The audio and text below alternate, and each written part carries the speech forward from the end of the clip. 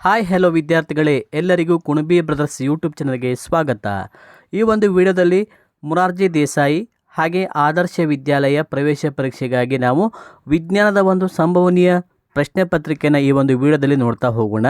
ಈ ಒಂದು ಪ್ರಶ್ನೆ ಪತ್ರಿಕೆಯನ್ನು 2021, 22, 23, 24, 25ರಲ್ಲಿ ನಡೆದಂಥ ಒಂದು ಮೊರಾರ್ಜಿ ಪ್ರಶ್ನೆಗಳ ಸಹಿತ ಈ ಒಂದು ಪ್ರಶ್ನೆ ಪತ್ರಿಕೆಯನ್ನು ರಚಿಸಲಾಗಿದೆ. ನಿಮಗೆ ಇದೇ ಥರ ಇನ್ನೂ ಹೆಚ್ಚಿನ ರೀತಿಯ ಪ್ರಶ್ನೆ ಪತ್ರಿಕೆಗಳು ಬೇಕಾದಲ್ಲಿ ನಮ್ಮ ಒಂದು ಕುಣಬಿ ಬ್ರದರ್ಸ್ ಯೂಟ್ಯೂಬ್ ಚಾನಲನ್ನು ಸಬ್ಸ್ಕ್ರೈಬ್ ಮಾಡಿಕೊಂಡು ನಿಮ್ಮ ಸ್ನೇಹಿತರಿಗೂ ಸಹ ಈ ವಿಡಿಯೋಸ್ಗಳನ್ನು ಶೇರ್ ಮಾಡಿ.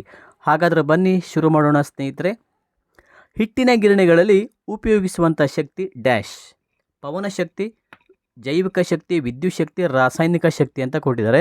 ಹಿಟ್ಟಿನ ಗಿರಣಿಗಳಲ್ಲಿ ಉಪಯೋಗಿಸುವಂಥ ಶಕ್ತಿ ಯಾವುದಂತ ಕೇಳಿದಾಗ ಅದು ವಿದ್ಯುತ್ ಶಕ್ತಿ. Option C is the right answer. Okay, next ನೋಡಿ. ಸೊಳ್ಳೆಗಳಿಂದ ಬರುವಂತಹ ರೋಗ ಡ್ಯಾಶ್: ಆಮಶಂಕೆ, ಕಾಲರ, ವಿಷಮಿತ ಜ್ವರ, ಮಲೇರಿಯಾ. ನೋಡಿ ವಿದ್ಯಾರ್ಥಿಗಳು, ಇದು 2025ರಲ್ಲಿ ನಡೆದಂಥ ಒಂದು ಮೊರಾರ್ಜಿ ದೇಸಾಯಿ ಪ್ರವೇಶ ಪರೀಕ್ಷೆಯ ಒಂದು ಪ್ರವೇಶ ಪರೀಕ್ಷೆಯಲ್ಲಿ ಬಂದಂಥ ಒಂದು ಪ್ರಶ್ನೆ ಆಗಿರ್ತದೆ. ಇದು ನೋಡಿ, ಸೊಳ್ಳೆಗಳಿಂದ ಬರುವಂಥ ಅಂದರೆ ಸಾಂಕ್ರಾಮಿಕ ರೋಗಗಳ ಬಗ್ಗೆ ಕೇಳ್ತಾರೆ. ನೀವು ಅದಕ್ಕೇನು ಮಾಡಬೇಕು, 4th ಮತ್ತು 5th ಒಂದು EVS ಅಂದರೆ ಪರಿಸರ ಅಧ್ಯಯನ ಪುಸ್ತಕವನ್ನು ತಪ್ಪದೆ ಸರಿಯಾಗಿ ಓದ್ಕೊಳ್ಳಿ. ನಿಮಗೆ ಖಂಡಿತವಾಗಿಯೂ ನಿಮಗೆ ಎಕ್ಸಾಮ್ಸ್ಗಳಲ್ಲಿ ತುಂಬ ಹೆಲ್ಪ್ ಆಗುತ್ತೆ. ಓಕೆನಾ. ನೆಕ್ಸ್ಟ್ ನೋಡಿ, ಸೊಳ್ಳೆಗಳಿಂದ ಬರುವಂಥ ರೋಗ ಅಂತ ಕೇಳಿದರೆ ಇದಕ್ಕೆ ಸರಿಯಾದ ಉತ್ತರ ಆಪ್ಷನ್ ಡಿ, ಮಲೇರಿಯಾ. ಮಲೇರಿಯಾ ಸರಿಯಾದ ಉತ್ತರ. ಓಕೆ, ನೆಕ್ಸ್ಟ್ ನೋಡಿ. ಸ್ವಾಭಾವಿಕ ಸಸ್ಯವರ್ಗಗಳ ಅವಶೇಷಗಳಿಂದ ಉಂಟಾಗುವ ಇಂಧನ ಯಾವುದು? ಇದ್ದಿಲು, ಕಲ್ಲಿದ್ದಲು, ಕಟ್ಟಿಗೆ, ಯಾವುದು ಅಲ್ಲ ಅಂತ ಕೊಟ್ಟಿದ್ದಾರೆ. ಸ್ವಾಭಾವಿಕ ಸಸ್ಯವರ್ಗಗಳ ಅವಶೇಷಗಳಿಂದ ಅಂದರೆ ಅವುಗಳು ಕೊಳೆತಾಗ ಯಾವ್ದು ಸಿಗುತ್ತೆ ನಮಗೆ? ನಾವು ಸಾಮಾನ್ಯವಾಗಿ ಕಲ್ಲಿದ್ದಲನ್ನು ಪಡಿತೀವಿ. Option B is the right answer. Okay, next ನೋಡಿ. ವಿದ್ಯಾರ್ಥಿಗಳೇ, ಇನ್ನೂ ಯಾರೆಲ್ಲ ಪ್ರಿಪ್ರೇಷನ್ ಸ್ಟಾರ್ಟ್ ಮಾಡಿಲ್ಲ ಮೊರಾರ್ಜಿ ಹಾಗೆ ಆದರ್ಶ ವಿದ್ಯಾಲಯ ಪ್ರವೇಶ ಪರೀಕ್ಷೆಗೆ, ನಿಮ್ಗೆ ಗೊತ್ತಿದೆ ವರ್ಷ ನೋಡಿದಾಗ ನಾವು ಸಾಮಾನ್ಯವಾಗಿ ಜನವರಿ ಮತ್ತು ಫೆಬ್ರವರಿ ತಿಂಗಳಲ್ಲಿ ಈ ಒಂದು ಮೊರಾರ್ಜಿ ದೇಸಾಯಿ ಪ್ರವೇಶ ಪರೀಕ್ಷೆಯನ್ನು ಸಾಮಾನ್ಯವಾಗಿ ನಡೆಸ್ತಾರೆ. ಹಾಗಾದರೆ ಆ ಒಂದು ಪ್ರವೇಶ ಪರೀಕ್ಷೆಗೆ ನೀವು ಈಗಿಂದಲೇ ತಯಾರಿ ಮಾಡಿಕೊಂಡ್ರೆ ನಿಮಗೆ ಎಕ್ಸಾಮಲ್ಲಿ ನೀವು ಅತ್ಯುತ್ತಮ ಅಂಕಗಳನ್ನು ಪಡಿಬೋದು. ವಿದ್ಯಾರ್ಥಿಗಳು, ನಿಮಗೆ ಹೆಚ್ಚಿನ ರೀತಿಯ ಒಂದು ಆನ್ಲೈನ್ ಕ್ಲಾಸ್ಗಳಿರ್ಬೋದು ಅಥವಾ ನಮ್ಮ ಒಂದು ನೋಟ್ಸ್ಗಳಿರ್ಬೋದು, ನಿಮಗೆ ಬೇಕಾದಲ್ಲಿ ನಮ್ಮ ಒಂದು ಕುಣಬಿ ಬ್ರದರ್ಸ್ ಯೂಟ್ಯೂಬ್ ಚಾನಲನ್ನು ಸಬ್ಸ್ಕ್ರೈಬ್ ಮಾಡಿಕೊಂಡು ನಮ್ಮ ಒಂದು ಟೆಲಿಗ್ರಾಮ್ ಚಾನಲ್ ಸಹ ಇದೆ, ಅದಕ್ಕೂ ಸಹ ಜಾಯ್ನ್ ಆಗಿ. ಓಕೆನಾ. ನೋಡಿ, ನೆಕ್ಸ್ಟ್ ನೋಡಿ.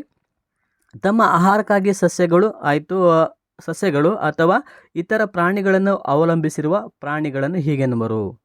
ತಮ್ಮ ಆಹಾರಕ್ಕಾಗಿ ನೋಡಿ, ಒಂದು ಪ್ರಾಣಿ ಇದೆ ಅಂತ ತಿಳ್ಕೊಳ್ಳಿ, ಅದಕ್ಕೆ ಈ ಕಡೆ ಇನ್ನೊಂದು ಪ್ರಾಣಿ ಇದೆ ಅಂತ ತಿಳ್ಕೊಳ್ಳಿ. ಇದಕ್ಕೆ ಇದನ್ನು ತನ್ನ ಒಂದು ಆಹಾರಕ್ಕಾಗಿ ಇನ್ನೊಂದು ಪ್ರಾಣಿಯನ್ನು ಅವಲಂಬಿಸಿರುವಂಥದ್ದು, ಡಿಪೆಂಡ್ ಆಗಿರುವಂಥದ್ದಕ್ಕೆ ಏನಂತ ಕರೀತಾರೆ ಅಂತಂದರೆ ಆಪ್ಷನ್ ಡಿ, ಪರಪೋಷಕ ಅಂತ ಕರೀತಾರೆ. Option D is the right answer. ಪರಪೋಷಕಗಳು ಅಂತ ಕರೀತಾರೆ. ಓಕೆನಾ.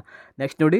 ವಾಯು ಮಾಲಿನ್ಯಕ್ಕೆ ಮುಖ್ಯ ಕಾರಣ ಯಾವುದು? ಪರಿಸರ ಮಾಲಿನ್ಯಗಳಲ್ಲಿ ಒಂದಾದಂತಹ ವಾಯು ಮಾಲಿನ್ಯಕ್ಕೆ ಮುಖ್ಯ ಕಾರಣ ಅಣೆಕಟ್ಟುಗಳನ್ನು, ಕಾರ್ಖಾನೆಗಳು, ಕಾಡುಗಳು, ಮನೆಗಳು ಅಂತ ಕೊಟ್ಟಿದ್ದಾರೆ. ವಾಯು ಮಾಲಿನ್ಯಕ್ಕೆ ಮುಖ್ಯ ಕಾರಣ ಯಾವುದಂತ ಕೇಳಿದಾಗ ಆಪ್ಷನ್ ಬಿ, ಕಾರ್ಖಾನೆಗಳು. ಇವುಗಳನ್ನು ಸ್ಥಾಪಿಸಿದ್ರಿಂದ ಏನಾಗ್ತದೆ?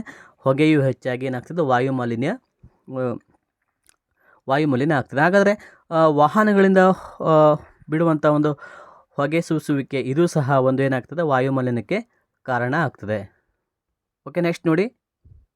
ಪಗಡೆ, ಚೆಸ್, ಕಣ್ಣು ಮುಚ್ಚಾಲೆ, ಕೇರಂ ಇವುಗಳಲ್ಲಿ ಗುಂಪಿಗೆ ಸೇರದೇ ಇರುವಂಥ ಆಟ ಯಾವುದು? ಪಗಡೆ, ಚೆಸ್, ಕಣ್ಣು ಮುಚ್ಚಾಲೆ, ಕೇರಂ. ನೋಡಿ, ಇದೆಲ್ಲ ಏನಿಲ್ಲ ಇಂಡೋರ್ ಮತ್ತು ಔಟ್ಡೋರ್ ಗೇಮ್ಗಳನ್ನು ಅಂದರೆ ಒಳಾಂಗಣ ಮತ್ತು ಹೊರಾಂಗಣ ಆಟಗಳ ಬಗ್ಗೆ ಕೇಳ್ತಾ ಇದ್ದಾರೆ ಇಲ್ಲಿ. ಹೌದಾ?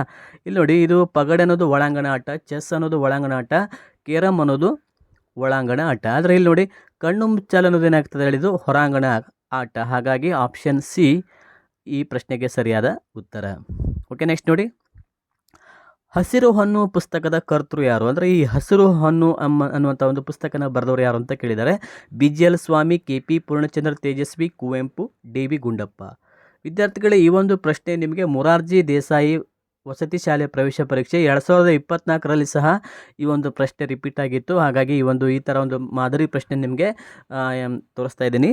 ನೋಡಿ, ಹಸಿರು ಹೊನ್ನು ಅನ್ನುವಂಥ ಪುಸ್ತಕದ ಕರ್ತೃ ಯಾರು ಅಂತ ಕೇಳಿದಾಗ BGL ಸ್ವಾಮಿ. Option A is the right answer. ನೋಡಿ, ಇದನ್ನು ನಿಮಗೆ 4th ಮತ್ತು 5th ಆಗಲೇ ಹೇಳಿದಾಗೆ 4ನೇ ತರಗತಿ ಮತ್ತು 5ನೇ ತರಗತಿಯ ಒಂದು ಪರಿಸರ ಅಧ್ಯಯನವನ್ನು ಸರಿಯಾಗಿ ಓದ್ಕೊಂಡ್ರೆ ನಿಮಗೆ ಈ ಥರ ಒಂದು ಪ್ರಶ್ನೆಗಳು ಕೇಳಿದಾಗ ನೀವು ಈಸಿಯಾಗಿ ಉತ್ತರಿಸಬಹುದು. ಓಕೆನಾ. ನೆಕ್ಸ್ಟ್ ನೋಡಿ. ವಿಟಮಿನ್ ಸಿಯ ಕೊರತೆಯಿಂದ ಉಂಟಾಗುವಂಥ ನ್ಯೂನತಾ ಕಾಯಿಲೆ ಯಾವುದು? ರಿಕೆಟ್ಸ್, ಬೆರಿಬೆರಿ, ಸ್ಕರ್ವಿ, ಗೈಟರ್ ಅಂತ ಇದೆ. ನೋಡಿ ವಿಟಮಿನ್ ಸಿಯ ಕೊರತೆಯಿಂದ ಬರುವಂಥ ರೋಗ. ಇದು ಸಹ ನಿಮಗೆ ಪರಿಸರ ಅಧ್ಯಯನ ಪುಸ್ತಕದಲ್ಲಿ ಭಾಳ ಡೀಟೇಲಾಗಿ ಕೊಟ್ಟಿದ್ದಾರೆ. ಎಯಿಂದ ಬರುವಂಥದ್ದು ಯಾವುದು, ಬಿಯಿಂದ, ಸಿಯಿಂದ, ಡಿಯಿಂದ. ನೋಡಿ ಎಯಿಂದ ಯಾವುದು ಬರ್ತದೆ, ಇರುಳುಗುರುಡು ಬರ್ತದೆ, ಹೌದಾ. ಎಯಿಂದ ವಿಟಮಿನ್ ಎಯ ಕೊರತೆಯಿಂದ ಬರುವಂಥ ರೋಗ ಯಾವುದು,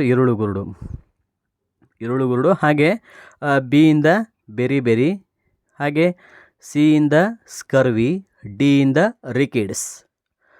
ಗೊತ್ತಾಯ್ತು ಅನ್ಕೋತೀನಿ. ಹಾಗಿದ್ರೆ ಈ ಒಂದು ಪ್ರಶ್ನೆಗೆ ವಿಟಮಿನ್ ಸಿಯ ಕೊರತೆಯಿಂದ ಬರುವಂಥ ರೋಗ ಯಾವುದಂತ ಕೇಳಿದಾಗ ಆಪ್ಷನ್ ಸಿ ಸ್ಕರ್ವಿ ರೋಗ. ಹರಿಯುತ್ತಿರುವ ನೀರು ಈ ಶಕ್ತಿಯನ್ನು ಹೊಂದಿರುತ್ತದೆ. ನೋಡಿ, ಹರಿಯುತ್ತಿರುವಂತಹ ನೀರು ಪ್ರಚಂಡ ಶಕ್ತಿನ, ಶಾಖ ಶಕ್ತಿ, ಸ್ಥಳಾಂತರ ಶಕ್ತಿ, ಚಲನ ಶಕ್ತಿ. ನೋಡಿ, ನೀರು ಹರಿತಾ ಇದೆ ಅಂತಂದ್ರೆ ಏನು ಹೇಳಿ, ಅದು ನೀರು ಹರಿತಾ ಇದೆ ಅಂತಂದರೆ ಅದು ಚಲನ ಶಕ್ತಿಯನ್ನು ಹೊಂದಿದೆ. Option D is the right answer. ಚಲನ ಶಕ್ತಿಯನ್ನು ಹೊಂದಿದೆ. ಓಕೆ, ನೆಕ್ಸ್ಟ್ ನೋಡಿ, ನಾನೊಂದು ಸಸ್ಯ, ನನ್ನನ್ನು ಮುಟ್ಟಬೇಡಿ, ಮುಟ್ಟಿದರೆ ನಾನು ನನ್ನ ಎಲೆಗಳನ್ನು ಮುದುರಿಕೊಳ್ಳುತ್ತೇನೆ. ಹಾಗಾದರೆ ಜೀವಿಯ ಈ ಗುಣವನ್ನು ನಾನು ಪ್ರತಿನಿಧಿಸುತ್ತೇನೆ. ನೋಡಿ, ಪ್ರಚೋದನೆಗೆ ಪ್ರತಿಕ್ರಿಯೆ, ಚಲನೆ, ದ್ಯುತಿ ಸಂಶ್ಲೇಷಣೆ, ಸಂತಾನೋತ್ಪತ್ತಿ. ನೋಡಿ, ಇದು ಯಾವುದೂ ಆಗೋದಿಲ್ಲ, ಬಿನೂ ಆಗೋದಿಲ್ಲ, ಸಿನೂ ಆಗೋದಿಲ್ಲ, ಡಿನೂ ಆಗೋದಿಲ್ಲ. ಸರಿಯಾದ ಉತ್ತರ ಪ್ರಚೋದನೆಗೆ ಪ್ರಕ್ರಿಯೆ ಸರಿಯಾದ ಉತ್ತರ. ಓಕೆ, ನೆಕ್ಸ್ಟ್ ನೋಡಿ, ಲೋಲಕದ ಚಲನೆಯು ಈ ಕೆಳಗಿನ ಚಲನೆಗೆ ಉದಾಹರಣೆಯಾಗಿದೆ. ಲೋಲಕದ ಚಲನೆ ಭ್ರಮಣ ಚಲನೆ, ಆಂದೋಲನ ಚಲನೆ, ವಕ್ರ ಚಲನೆ, ವೃತ್ತೀಯ ಚಲನೆ. ನೋಡಿ, ಇದಕ್ಕೆ ಸರಿಯಾದ ಉತ್ತರ ಆಂದೋಲನ ಚಲನೆಗೆ ಉದಾಹರಣೆಯಾಗಿದೆ. Option B is the right answer. Okay, next ನೋಡಿ, ನೀರಿನಲ್ಲಿರುವ ಆಕ್ಸಿಜನ್ ಮತ್ತು ಹೈಡ್ರೋಜನ್ಗಳ ಅನುಪಾತ ಎಷ್ಟು? ನೀರಿನಲ್ಲಿರುವ ಆಕ್ಸಿಜನ್ ಮತ್ತು ಹೈಡ್ರೋಜನ್ಗಳ ಅನುಪಾತ 2:1, 1:2, 2:2, 1:3 ಅಂತ ಕೊಟ್ಟಿದ್ದಾರೆ. ಇದಕ್ಕೆ ಸರಿಯಾದ ಉತ್ತರ ಆಪ್ಷನ್ ಬಿ 1:2 ಸರಿಯಾದ ಉತ್ತರ. ಶೇಂಗಾ ಕಾಳನ್ನು ಹುರಿದಾಗ ಇದು ನಾಶವಾಗುತ್ತದೆ. ರುಚಿ ಅಂಶ, ಎಣ್ಣೆ ಅಂಶ, ಜೈವಿಕ ಅಂಶ, ಕೊಬ್ಬಿನ ಅಂಶ. ಇದು ಸಹ ನೋಡಿ, ಮುರಾರ್ಜಿ 2021ರಲ್ಲಿ ಈ ಒಂದು ಪ್ರಶ್ನೆಯನ್ನು ಕೇಳಿದರು. ಶೇಂಗಾ ಕಾಳನ್ನು ಹುರಿದಾಗ ಯಾವ ಅಂಶ ನಾಶ ಆಗ್ತದೆ ಅಂತ ಕೇಳಿದರು. ಜೈವಿಕ ಅಂಶ ನಾಶ ಆಗ್ತದೆ. Option C is the right answer. Okay, next ನೋಡಿ, ಹಾಗೆ ವಿದ್ಯಾರ್ಥಿಗಳು ಯಾರೆಲ್ಲ ಈ ಒಂದು ಕ್ಲಾಸನ್ನು ಕೇಳ್ತಾ ಇದ್ದಾರೆ, ನಿಮಗೆ ಈ ಒಂದು ಕ್ಲಾಸ್ಗಳು ಇಷ್ಟ ಆಯ್ತಂದ್ರೆ ನಮ್ಮ ಒಂದು ಕುಣಬಿ ಬ್ರದರ್ಸ್ ಯೂಟ್ಯೂಬ್ ಚಾನಲನ್ನು ಸಬ್ಸ್ಕ್ರೈಬ್ ಮಾಡ್ಕೊಳ್ಳಿ. ಸಬ್ಸ್ಕ್ರೈಬ್ ಮಾಡಿಕೊಂಡ್ರೆ ನಿಮಗೆ ನಾವು ಮಾಡುವಂಥ ಒಂದು ಲೈವ್ ಕ್ಲಾಸಸ್ಗಳನ್ನು ತಾವು ನೇರವಾಗಿ ವೀಕ್ಷಣೆ ಮಾಡಿ ನೀವು ಅಲ್ಲಿ ಇನ್ನಷ್ಟು ಪೂರ್ವ ತಯಾರಿಯನ್ನು ಆರಂಭಿಸಬಹುದು. ಓಕೆನಾ. ಒಂದು ವರ್ಷ ಅಥವಾ ಒಂದು ಋತುವಿನ ಅವಧಿಯಲ್ಲಿ ಹೂ ಬಿಟ್ಟು ಕಾಯಿಯಾಗಿ ಹಣ್ಣಾದ ಮೇಲೆ ನಾಶವಾಗುವುದು ಯಾವುದು? ನಿಂಬೆ ಮರ ಅಥವಾ ನಿಂಬೆ ಗಿಡ, ಗೋಧಿ, ತೆಂಗು, ಕಬ್ಬು ಅಂತ ಇದೆ. ಇದಕ್ಕೆ ಸರಿಯಾದ ಉತ್ತರ ಆಪ್ಷನ್ ಬಿ ಗೋಧಿ ಸರಿಯಾದ ಉತ್ತರ. ಓಕೆ, ನೆಕ್ಸ್ಟ್ ನೋಡಿ, ಕಾರ್ಬೋಹೈಡ್ರೇಟ್ಸ್ಗಳಲ್ಲಿ ಕಾರ್ಬನ್, ಹೈಡ್ರೋಜನ್ ಹಾಗೂ ಆಕ್ಸಿಜನ್ಗಳ ಅನುಪಾತ ಕ್ರಮವಾಗಿ ಅಂತ ಕೊಟ್ಟಿದ್ದಾರೆ. 1:2:1. ಹಾಗೆ ಆಪ್ಷನ್ ಬಿ 2:1:2 ಅಂತ ಇದೆ. ಸಿ 5:9:1. ಡಿದೊಳಗೆ 9:1 ಅಂತ ಇದೆ. ಇದಕ್ಕೆ ಸರಿಯಾದ ಉತ್ತರ ಕಾರ್ಬೋಹೈಡ್ರೇಟ್ಸ್ಗಳಲ್ಲಿ ಕಾರ್ಬನ್, ಹೈಡ್ರೋಜನ್, ಆಕ್ಸಿಜನ್ಗಳ ಅನುಪಾತ 1:2:1 ವಿದ್ಯಾರ್ಥಿಗಳೇ. ಓಕೆನಾ. ನೆಕ್ಸ್ಟ್ ನೋಡಿ, ಬೆಳಗಿನ ಚುಕ್ಕಿ ಅಥವಾ ಮುಂಜಾನೆಯ ನಕ್ಷತ್ರ ಎಂದು ಕರೆಯಲ್ಪಡುವಂಥ ಗ್ರಹ ಯಾವುದು ಅಂತ ಕೇಳಿದ್ದಾರೆ. ಇದು ನೋಡಿ, ಗ್ರಹಗಳ ಮೇಲೆ ಮೊರಾರ್ಜಿ ದೇಸಾಯಿ ಪ್ರವೇಶ ಪರೀಕ್ಷೆ 2024ರಲ್ಲಿ ಪ್ರಶ್ನೆ ಆಗಿತ್ತು. ಬೆಳಗಿನ ಚುಕ್ಕಿ ಎಂದು ಕರೆಯಲ್ಪಡುವಂಥ ಗ್ರಹ ಯಾವುದು ಅಂತ ಕೇಳಿದಾಗ ಆಪ್ಷನ್ ಡಿ ಶುಕ್ರ ಗ್ರಹ. Option D is the right answer. ಗಾಢ ನೀಲಿ ಮತ್ತು ಹಸಿರು ಬಣ್ಣ ದಟ್ಟವಾದ ಮೋಡಗಳಿರುವಂತಹ ಗ್ರಹ ಯಾವುದು ಅಂತ ಕೇಳಿದರೆ ಶುಕ್ರ ಗ್ರಹ, ಯುರೇನಸ್, ನೆಪ್ಚೂನ್, ಗುರುಗ್ರಹ. ಗಾಢ ನೀಲಿ ಮತ್ತು ಹಸಿರು ಬಣ್ಣ ಮೋಡಗಳಿರುವ ಗ್ರಹಗಳ ಬಗ್ಗೆ ಕೇಳಿದ್ದಾರೆ. ಇದಕ್ಕೆ ಸರಿಯಾದ ಉತ್ತರ ಆಪ್ಷನ್ ಬಿ ಯುರೇನಸ್. ನೋಡಿ, ಬಾನಂಗಳಂತ ಒಂದು ಪಾಠ ಇದೆ 5ನೇ ತರಗತಿಯಲ್ಲಿ, ಅದನ್ನು ನೋಡ್ಕೊಳ್ಳಿ. ಅದ್ರ ಮೇಲೆ ಗ್ರಹಗಳ ಮೇಲೆ ಎಲ್ಲ ಒಂದು ಸರಿಯಾಗಿ ಅದನ್ನು ಎಕ್ಸ್ಪ್ಲೇನ್ ಕೊಟ್ಟಿದ್ದಾರೆ, ಅದನ್ನು ನೋಡ್ಕೊಳ್ಳಿ.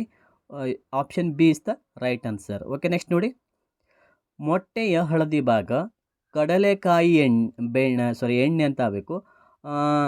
ಇವುಗಳಲ್ಲಿ ಆಹಾರದ ಘಟಕ ಯಾವುದು? ಇಲ್ಲಿ ಬೆಣ್ಣೆ ಅಲ್ಲ, ಇಲ್ಲಿ ಏನಂತ ಆಗಬೇಕು, ಎಣ್ಣೆ ಅಂತ ಆಗಬೇಕು. ಪ್ರೋಟೀನ್ಗಳು, ಕಾರ್ಬೋಹೈಡ್ರೇಟ್ಸ್ಗಳು, ಲಿಪಿಡ್ಗಳು, ಖನಿಜಗಳು ಅಂತ ಇದೆ. ಸರಿಯಾದ ಉತ್ತರ ಆಪ್ಷನ್ ಬಿ ಕಾರ್ಬೋಹೈಡ್ರೇಟ್ಸ್ಗಳು.